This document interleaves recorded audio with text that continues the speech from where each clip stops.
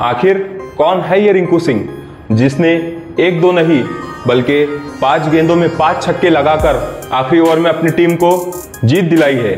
Sunday के दिन Gujarat Titan बनाम केकेआर का मुकाबला खेला गया अहमदाबाद के स्टेडियम में, और हार्दिक पांड्या अवेलेबल ना होने की वजह से उस मैच के कप्तान बनाए गए थे राशिद खान। राशिद खान टॉस के लिए आते हैं, पहले वो बल्लेबाजी का फैसला करते हैं। शुभमन गिल और वृद्धिमान साहा उस तरीके की शुरुआत नहीं दे पाते गुजरात टाइटन को, वहीं साहा जल्दी आउट हो जाते हैं। लेकिन उसके बाद में आते हैं बल्लेबाजी के लिए साई सुदर्शन। साई सुदर्शन का इससे पहले भी हमने जिक्र किया है कि ये तमिलनाडु से है, 21 साल की इनकी उम्र है। साई सुदर्शन का हमें वो पहला मैच याद आता है जब उन्होंने सीएसके के खिलाफ खेला था, क्योंकि उस मैच में उनकी जगह नहीं थी। वो तो केन विलियमसन चोटिल होने की वजह से साई सुदर्शन को बल्लेबाजी के लिए मौका मिला था, और साई सुदर्शन ने उस मौके का बखूबी इस्तेमाल किया, और उस मैच के बाद से वो लगातार 2 मैचों में गुजरात टाइटन के प्लेइंग 11 का हिस्सा है। और हम पिछले तीनों मुकाबले में देखें तो साई सुदर्शन की परफॉर्मेंस कमाल की रही है। आज भी साई सुदर्शन ने, यानी कि संडे के दिन जो मैच हुआ था, उस मैच में भी साई सुदर्शन ने 50 रन बनाए थे। जिस काम के लिए गुजरात टाइटन ने केन विलियमसन को हायर किया था,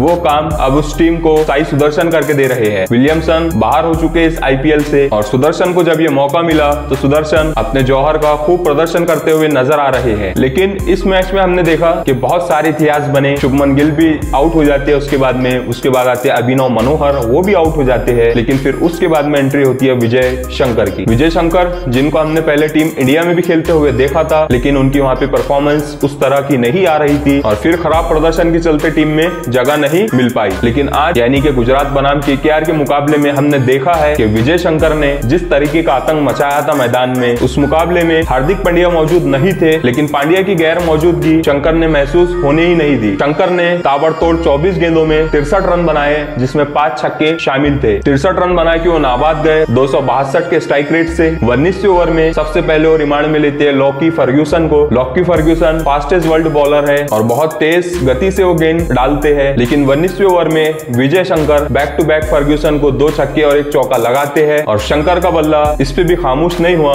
फिर लास्ट ओवर में वो शार्दुल ठाकुर को हैट्रिक ऑफ सिक्सेस लगाते हैं। जी हाँ, 3 लगातार छक्के शंकर के बल्ले से। उस मैच में शंकर का बल्ला सर चढ़कर बोल रहा था। हालांकि डेविड मिलर बल्लेबाजी करने के लिए आना बाकी थे, लेकिन शंकर की ताबड़तोड़ इनिंग की बदौलत मिलर का काम लगभग पूरा हो चुका था, और शंकर की इस इनिंग के चलते, साई सुदर्शन की वो 50 रन के चलते गुजरात टाइटन 204 रन बनाने में कामयाब होती है, और फिर आमंत्रण देती है केकेआर को कि आप आइए और बल्लेबाजी कीजिए। केकेआर की ओर से उस मैच में जगदीशन को मौका मिला था। जगदीशन और रहमानुल्लाह गुरबाज केकेआर की ओपन करते हैं, लेकिन सेंसेशनल शमी अपने दूसरे ही ओवर में रहमानुल्लाह गुरबाज को 15 रन के स्कोर पर तगड़ी बाउंसर पे आउट करते हैं, और फिर अगले ही ओवर में जगदीशन भी जोशुआ लिटिल के शिकार बनते हैं। अब यहाँ से केकेआर की पारी लड़खड़ाने लगती है। वही इंपैक्ट प्लेयर के रूप में आते हैं ग्राउंड पे वेंकटेश अय्यर, और वेंकटेश अय्यर का भी सिलसिला इस टूर्नामेंट में काफी अलग देखने को मिल रहा है। जब भी उन्हें प्लेइंग 11 का हिस्सा बनाया जा रहा है, वो परफॉर्मेंस दे नहीं पा रहे, लेकिन जब भी वो एज ए इंपैक्ट प्लेयर खेलने के लिए आ रहे हैं तो वो एक इंपैक्टफुल इनिंग खेल के जा रहे हैं, और इस मैच में भी वैसे ही हुआ। वेंकटेश अय्यर आते हैं और शुरू से जो वो इंटेंट दिखाते हैं, आते ही वो पहले छक्के से शुरुआत करते हैं और गजब की फॉर्म में नजर आते हैं। वहीं पर वेंकटेश अय्यर एक साइड से मौजूद थे, तो उनका बखूबी साथ दिया कप्तान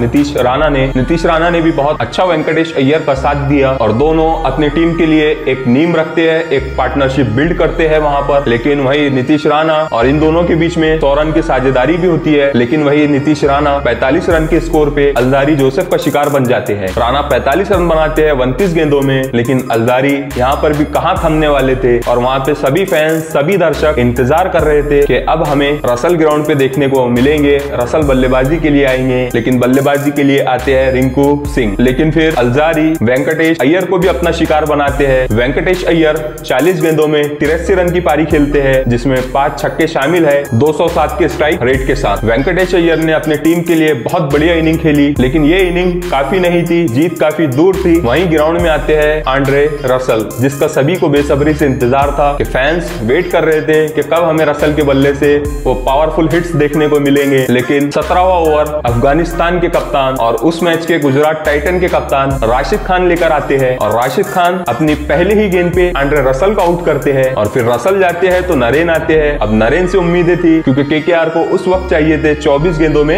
51 रन। वहीं सुनील नरेन आते ही बड़ा शॉट खेलते हैं लेकिन वो भी कैच आउट हो जाते हैं। उसके बाद में आते हैं पिछले मैच के हीरो शार्दुल ठाकुर। अब शार्दुल ठाकुर जैसे ही आते हैं राशिद खान अपने हैट्रिक पे होते हैं और राशिद खान अपनी तीसरी गेंद पर शार्दुल ठाकुर को LBW आउट कर देते हैं और इसी तरह से राशिद खान अपने IPL की पहली हैट्रिक लेते हैं और इस IPL 2023 की भी वो पहली हैट्रिक अपने नाम करते हैं। राशिद खान की इस हैट्रिक ने मैच को पूरी तरीके से पलट दिया था। जो मैच कोलकाता के हित में जाता हुआ नजर आ रहा था वो मैच अब गुजरात के हित में आता हुआ नजर आ रहा था। राशिद खान के उस ओवर में 3 विकेट और सिर्फ 2 रन ही आते हैं। फिर अगले ओवर में GT मैच को कोलैप्स करना चाहता था तो राशिद खान अगला ओवर दे देते अपने प्रमुख गेंदबाज को, मोहम्मद शमी को, सेंसेशनल शमी को, और शमी भी बहुत बढ़िया तरीके से 18वां ओवर डालते हैं और सिर्फ 5 रन वो अपने ओवर में देते हैं। और राशिद और शमी के ओवर के बाद लगभग सभी का ये मानना था, सभी की ये सोच थी केकेआर के लिए ये मैच जीतना मुमकिन नहीं है। यहाँ से केकेआर के लिए सभी रास्ते, सभी ऑप्शन अब बंद हो चुके हैं। अब ये मैच सीधा सीधा गुजरात टाइटन के झोली में जाता हुआ नजर आ रहा था। लेकिन वो कहते हैं ना कि आपके इरादे अगर मजबूत है तो आप चट्टान को भी तोड़ सकते हैं। तो बस इसी तरीके के इरादे यहाँ पे रिंकू सिंह लेके आए थे और 19वें ओवर की 4 बॉल तक मामला वही था, सिंगल या डॉट बॉल में रन आ रहे थे और रिंकू सिंह खेल रहे थे 14 गेंदों में सिर्फ 7 रन। वहीं फिर रिंकू सिंह 19वें ओवर की लास्ट 2 बॉलों पे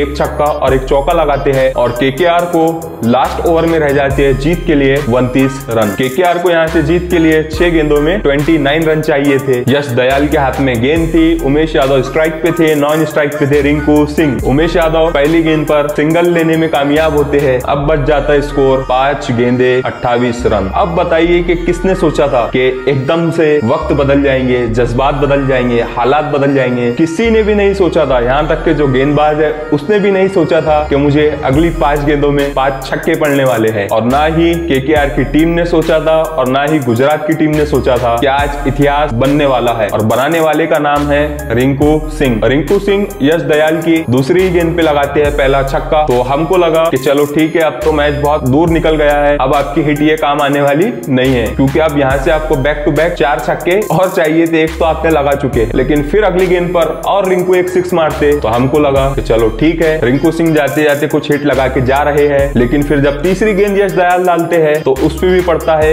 एक और मैक्सिमम। उस छक्के ने सबका इंटरेक्शन अपनी ओर खींचा। सब लोग जहां ये मान के बैठ गए थे कि अब ये मैच गुजरात जीत जाएगा, वो जब तीसरा छक्का जब रिंकू सिंह ने लगाया तो उस छक्के ने सबका इंटेंशन अपने ओर खींचा। लेकिन उसके बाद जब वो रिंकू सिंह चौथा छक्का लगाते हैं तो जो लोग जो लेटे थे वो बैठ गए और बैठने वाले खड़े हो गए हैं क्योंकि ये क्रिकेट है, क्रिकेट में सब कुछ हो सकता है। Everything is possible in cricket. Cricket में नामुमकिन चीज भी मुमकिन होती है और इसी चीज को फिर मुमकिन करके दिखाते हैं रिंकू सिंह। लास्ट गेंद में केकेआर को सिर्फ चाहिए थे 4 रन जीत के लिए, लेकिन यश दयाल वो अपनी लास्ट गेंद का रनअप लेते हैं। रनअप लेने के बाद जैसी वो गेंद डिलीवर करते हैं तो रिंकू सिंह उस गेंद पे भी मारते हैं डायरेक्ट 6 और इस तरीके से रिंकू सिंह ने रचा इतिहास। 5 गेंदों में 5 छक्कों की दरकार थी और किसने सोचा था कि रिंकू सिंह मारेंगे वो रन, जिनको हमने बाकी खिलाड़ियों को अक्सर कर पानी पिलाते हुए देखा है, फील्ड पर या प्रैक्टिस में दूसरे प्लेयर्स के लिए बैट और ग्लव्स लाते देखा है। लेकिन उस रिंकू सिंह ने वो कारनामा करके दिखाया जो बड़े बड़े दिग्गज, बड़े बड़े खिलाड़ी नहीं कर पाते। 5 गेंदों में 5 छक्के लगातार मारना बोले तो बहुत काबिले तारीफ बात है। Rinku Singh, well done Rinku, you proved it कि तुम में काबिलियत है, क्षमता है। जहां एक समय रिंकू सिंह 14 गेंदों में 7 रन बना के खेल रहे थे, वहीं आखिर के लास्ट 7 गेंदों पर रिंकू सिंह 40 रन बनाते हैं और अपनी टीम को जो नामुमकिन सा मैच था वो मैच जिताते हैं। और फिर हमको देखने मिलती है इमोशंस, जिस तरीके से नीतीश राणा, पूरी केकेआर का मैनेजमेंट, टीम, स्टाफ, सभी लोग रिंकू की तरफ भागते हुए आते हैं। और वो मैच नामुमकिन सा मैच था क्योंकि ना रसल मैदान पे मौजूद थे, ना सुनील नरेन मौजूद थे, ना ही शार्दुल ठाकुर मौजूद थे। अगर वो मौजूद भी रहते, 5 गेंदों में 5 छक्के लगाना कसम से आसान बात नहीं। कितना भी बड़ा हिटर है, कितना भी बड़ा फिनिशर है, 5 गेंदों में 5 छक्के, इट वॉज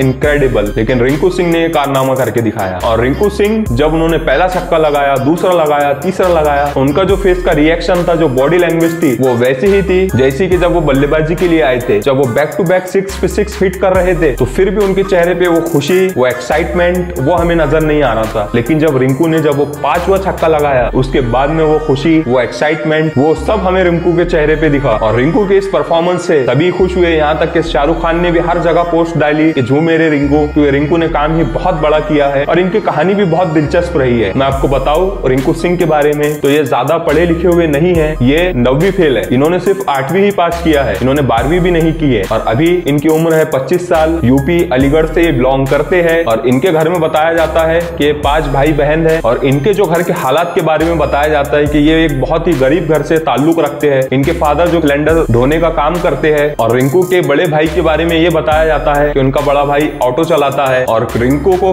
घर में क्रिकेट खेलने की अनुमति नहीं थी क्योंकि घर में इकोनॉमिकल कंडीशन इतनी वीक थी कि रिंकू खुद अपने इंटरव्यू में बताते हैं कि उनके घर में खाने के लिए भी पैसे नहीं रहते थे। इनकी ये कहानी बहुत इंस्पायरिंग और एडमायरिंग कहानी है। ये कोई फिल्मी कहानी नहीं है, ये इनकी एक सच्ची कहानी है। ये रिंकू कहानी की स्ट्रगल की कहानी है पूरी। रिंकू बताते हैं कि उनके घर में पैसे ना होने की वजह से उनके फादर को भूखा भी सोना पड़ा है और रिंकू के फादर उनके क्रिकेट खेलने को सही नहीं समझते थे क्योंकि एक नॉर्मल से टिपिकल सी सोच होती है कि खेल कूद के क्या मिलेगा जब आपके घर के हालात इतने ज्यादा खराब है कि घर में जब खाने के लाले पड़ रहे हैं तो आप भी कुछ काम धंधा करिए, घर की कुछ जिम्मेदारी अपने ऊपर लीजिए, 2 पैसे कमाइए, घर में मदद कीजिए। तो ये सोच उनके फादर की थी, इसीलिए रिंकू के फादर उनके क्रिकेट खेलने को सही नहीं समझते थे और उन्हें हमेशा क्रिकेट खेलने से रोकते टोकते थे। लेकिन रिंकू में टैलेंट था, उनका ये पैशन था, उनको क्रिकेट को लेकर बहुत जुनून था। उन्होंने एक लोकल टूर्नामेंट में एक मोटरसाइकिल जीती थी और वो मोटरसाइकिल फिर वो अपने फादर को लाके देते हैं कि आपका जो सिलेंडर ढोने का जो काम है, जो घर घर सिलेंडर जो पहुंचाया जाता है, वो काम अब आप इस मोटरसाइकिल के थ्रू करिए। उस दिन के बाद से रिंकू बताते हैं कि उनके फादर ने भी उन्हें कोई रोक टोक नहीं की और लेकिन घर के हालात कुछ ऐसे थे कि रिंकू बताते थे कि मुझे किसी पास के गांव में टूर्नामेंट के लिए जाना था तो उन्होंने अपनी माँ को बताया और फिर माँ ने किसी दुकानदार से वो पैसे लेके दिए रिंकू को 1000 रुपए और फिर उस पैसे को रिंकू लेकर जाते हैं। रिंकू ने टूर्नामेंट में मोटरसाइकिल जीती थी के बावजूद भी जब वो अंडर 19 का क्रिकेट खेल रहे थे तो उस वक्त भी गुर्बत उन पर इतनी आई हुई थी कि उनको लग रहा था कि मैं क्रिकेट के साथ साथ कोई जॉब भी करूं। तभी उनका भाई उन्हें कहीं लेके जाते हैं और वहां पर रिंकू ने झाड़ू पोछे का भी काम किया, रिंकू ने स्वीपिंग मॉबिंग का भी काम किया है। जी हाँ, आपको यकीन नहीं होगा क्योंकि रिंकू ज्यादा पढ़े लिखे नहीं है। जैसा कि हमने बताया है कि रिंकू पंजाब किंग्स में आने से पहले रिंकू के फैमिली पे 1 नहीं 2 नहीं बल्कि पूरे 5 लाख रुपए का कर्जा था। हाँ, रिंकू ने ये खुद बताया कि हमारे ऊपर मेरे IPL में आने से पहले मेरे फैमिली पे 5 लाख रुपए का कर्जा था, लेकिन जब रिंकू को